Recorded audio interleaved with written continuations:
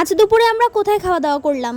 দিকে আমার মা একাই রং খেলেছে। আচ্ছা আমি বলছি, পুরো ভিডিওটা দেখতে থাকো, জানতে পারবে। আজ তো দোল, সবাইকে শুভ দোল যাত্রা। আমি একাই যে এখন ভিডিও দিচ্ছি। আগের দিন ছোলা ভিজিয়ে রেখেছিলাম, সেটাই সকালবেলা উঠে একটুখানি একটা কায়দা করছিলাম। আগের একটা ভিডিওতে দেখিয়েছিলাম ছোলা সেদ্ধ করে মাখা করা, সেটাই করেছি। ঘুম থেকে উঠেই মা স্নান টান করে চলে গেছে পাড়ার এক মতুয়া বাড়িতে। আর আমরাও যেহেতু মতুয়া, তাই বারবার করে বলেছেন যে মা যেন সকাল সকাল যায়, অনেক কাজ বাজ থাকে যেহেতু, তার জন্যই। আমি, বাবা আর বোন বাড়িতেই ছিলাম। সবাইকে দেখছি রং খেলছে, কিন্তু এবছর আমার আর আমাদের পরিবারের কারোরই রং খেলার কোনো আগ্রহ নেই। অন্য দিনের থেকে যেন আজ পাড়াটা বেশি শান্ত। হঠাৎই দেখছি মামা আর মামি এসছে।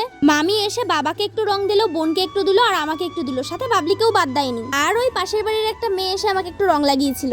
ভেবেছিলাম এবছর রঙই খেলবো না, কিন্তু যেহেতু দিয়েছে তাই আর বারণও করিনি। আর শুনেছি আজ তো আবার চন্দ্রগ্রহণও আছে, তাই তার সকাল সকাল খাওয়া দাওয়া সেরে নিতে হবে।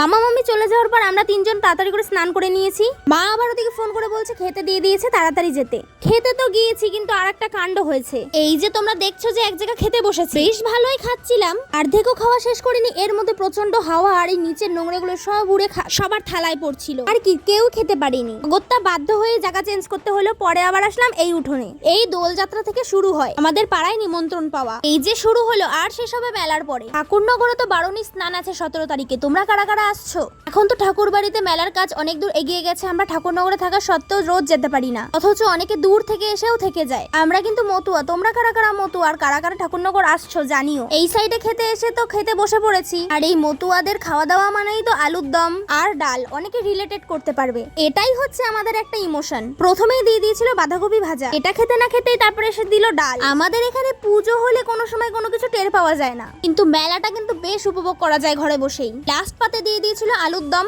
এটা খাওয়া দাওয়া করে উঠেই এসে দেখি এদিকে এরা রং খেলছে। স্নান হয়ে গেছে, তারপরেও জোর করে মাখিয়ে দিল। মাখতেই হলো। এদের যত বারণই করি না কেন এরা মাখাবেই। আবার যদি বেশি না বলি তাহলে খারাপ ভাববে, তাই অগত্যা একটুখানি জোর করে মেখেই নিলাম। দিকে মা পরে এসেছিল সাদা শাড়ি। মাকে যখন জোর করে মেখে দিল, মা তখন বললো যে মেখেই যখন দিয়েছে খেলেই যাবো। দিকে এরা এই করুক, তোমরা সাবস্ক্রাইব করো।